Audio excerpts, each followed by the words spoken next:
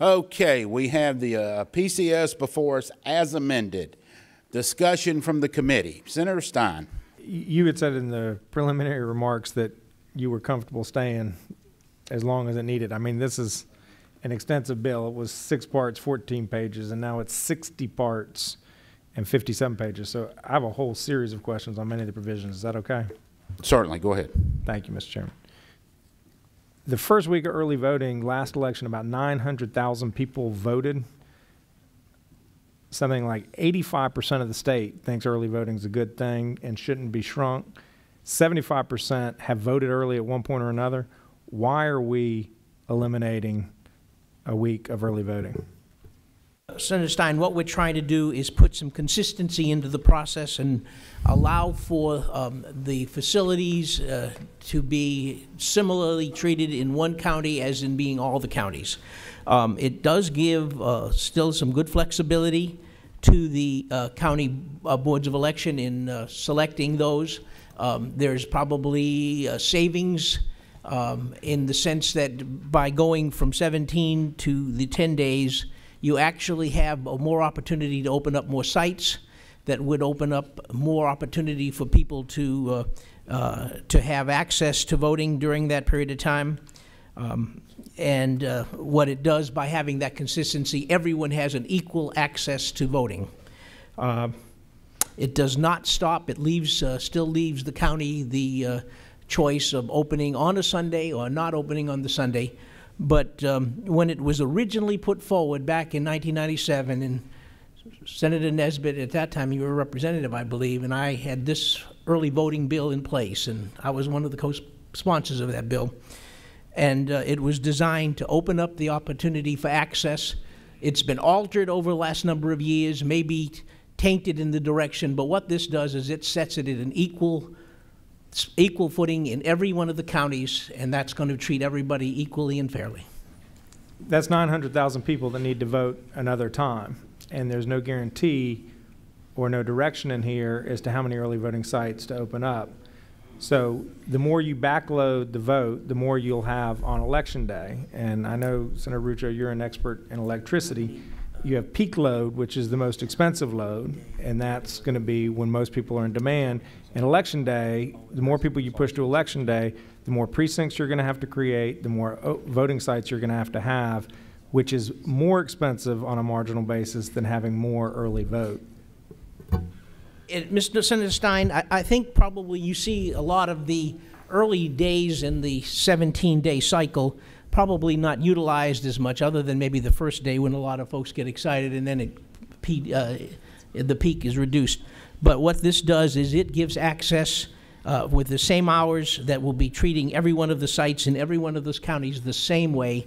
And there will be the possibility, since there is some savings in the time to open up additional sites, but that'll be at the discretion of the county boards of elections.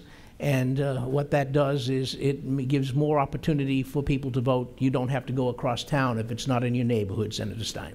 If you look at the chart, you'll see that voting is actually quite consistent every day of early voting. So if you take those 7 days out of early voting, you are going to have to move those people somewhere else. The likely result will be longer lines on election day, which leads to my next question, Mr. Chair, which has to do with the elimination of straight party ticket voting. North Carolina is one of the most little d Democratic states in the country, in that we elect more statewide offices than most any state in the nation. So on a presidential year, there's going to be anywhere from 15 to 16 offices, and even in an off-year election, there could be 7 to 10. That's 7 to 10 times, 7 to 17 times longer for each person to vote. My question to the bill sponsor is the relationship between substantially lengthening by a factor of 10 the amount of time it takes for people to vote early, vote straight ticket. We're trying to get the page number, Senator Stein. Which page and section number of that, please? Section 32, is it, Mr. Cohen? 32? Yes, sir. Yep. That eliminates straight party voting, which half the state uses. So for those half the people, you're going to increase the amount of time by a factor of 10 to 15. What kind of analysis have you done in terms of the impact on lines for people to vote by shrinking early voting and lengthening the amount of time it takes for people to vote? What we wanted to try to do is be sure that all of the down ballots races, a lot of times the judges that aren't included in the straight voting are included in the process. If someone is running for office, they should be included in that manner. And also there are a lot of other down ballots that are nonpartisan that get left off. And we want to try to be sure that the voter, who I have a lot of respect for as being very intelligent, very knowledgeable, can come forward and handle that problem. And also I understand, talking with some of our staff, that we are the exception rather than the rule. Most states don't have the the straight ballot, and what we're trying to do is find that they've had no problem, so we see no reason why we can't conform with what a lot of other states have done in the system. Thank you. My question is the effect on election administration. What analysis have you done in terms of the amount of time it's going to take for people to vote with fewer days to vote? What's the consequence going to be in terms of the length of lines for people to vote, given that you're increasing by a factor of 10 on average the amount of time for half of the people to vote? Senator Stein, we believe that the early voting probably will have more sites available, that they would be able to have more opportunity in different locations, which will spread out the votes. You don't have folks having to cross town to get into the early sites. And secondly, we believe that other states have had no problem with this. I'm sure Georgia and some of these other states vote every bit as much as we do and feel that that's not been a problem, and we don't believe it will be a problem. And we also believe that there is a very good possibility that we'll have more attention paid to judges and to other elections and other initiatives that may be dealing with nonpartisan. And let me just add something to that. We also feel that 2014 will give us a good run to see how that works, and then we can make adjustments from that point to be ready for 16. Senator Stein, next question. Just a comment on that before I, please. Which is that in an off-year election, the turnout is a fraction of what it is in a presidential election. When you have 70% of the voters voting in a presidential election versus about 25 to 30% in an off year, I don't think it will give us any indication of how it's working until 2016. Oh, I'd have to disagree with that. I think Senator Heiss could do some statistical analysis and come up with a pretty good figure. But next question. All right, statistical analysis question. Data from the State Board of Elections. Just in the even year elections, the state elections, last 6 of them, primary and general, there have been approximately 30 million votes cast in North Carolina. And there have been 2 instances of in-person voter fraud. What evidence of in-person voter fraud is compelling you to impose the ID requirement? Senator Stein, you can't live in this society with an identification, no matter whether you go into buildings, whether you cash checks, whether you pay your groceries with checks, whether you want to get on an airplane, whatever is, everyone has a form of photo ID.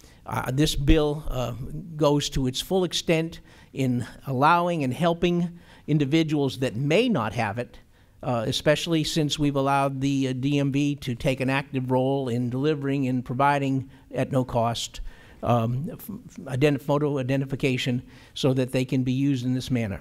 There are a number of instances that we know about in this individual basis. I'm sure you've heard the same thing, and I'm sure you paid close attention to the fact that some folks have lost their opportunity to vote because when they go to vote in an early vote, they were told that they had already voted, and for some reason that never seems to get recorded or reported. So what we believe the importance of the electoral process is the fact that we're providing integrity and honesty in the system, and what that means is that confidence level will be instilled in the electoral process and therefore back in government, and that's something we should all be striving for. Just a brief comment, Mr. Please. Chairman. The notion that everyone has a photo ID is just wrong. There, in our society. Okay. All right.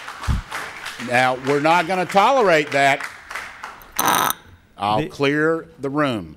We're going to sit here and act respectful of everyone. Carry on, Senator. Thank you. And I ask the same of the audience to Thank you. to not interrupt.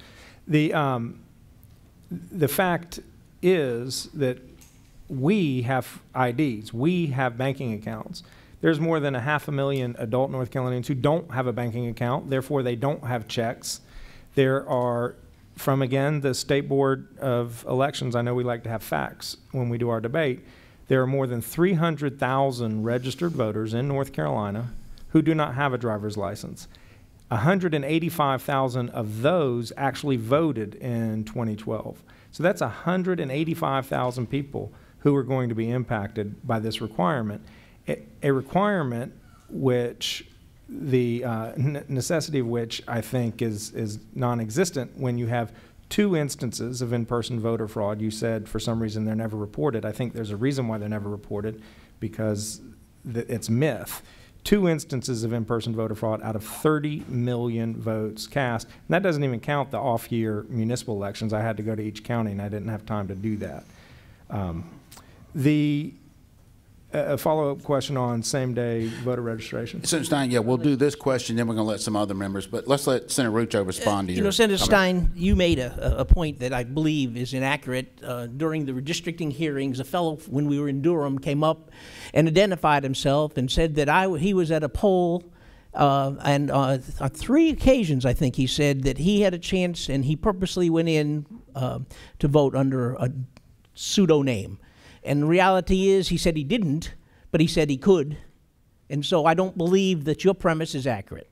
And I believe that the honesty, integrity of the system is paramount. And I also say that the study that you were alluding to, I think the Board of Elections, we did some analysis of it and talking with folks, and it is flawed. That was not accurate, the 300,000 you alluded to. And we have a good phased-in plan to give people an opportunity that may not have an ID, an opportunity to have an ID for the 2016 election. That's plenty of time to give everybody a chance in a society that requires some form of ID to get around. The same-day voter registration, about 1 million people took advantage of that in the last election cycle. People have very busy lives. Now that they're no longer being registered according to your bill when they get their driver's license, there's going to be a whole group of young people. Those are the biggest cohort of new registrants every year. It's people who age in and people who move in. The people who age in, they're busy. They're maybe in school one place or another or working, and they don't think to get registered to vote months in advance of the election. So same-day registration is an incredible service that the state offers 1 million people to come in and get registered and vote that same day. Why are you taking that away from the people? Senator Stein, my son fully understood when he turned 18, when he got the notice to make sure he went by the post office to sign up for the draft. He also had the idea that he needed to vote. So I'm not sure that that's an issue that they're not excited about, knowing that the opportunity is there for them, and they know what the rules are to accomplish that. What was the other part of your question, please? The 1 million people who did it. Why are you taking this away from the next million? Well, the problem that we found, and what I believe exists, is the fact that a lot of boards of elections have a very hard time of working their way through a system when someone comes up and registers to vote and votes at the same time. There's no way, and there's no simple way to validate. What we're trying to do is give the Board of Elections an opportunity to do their job correctly, validate those individuals, and be sure that the election is above the board. Thank you. Additional questions from the committee? Okay.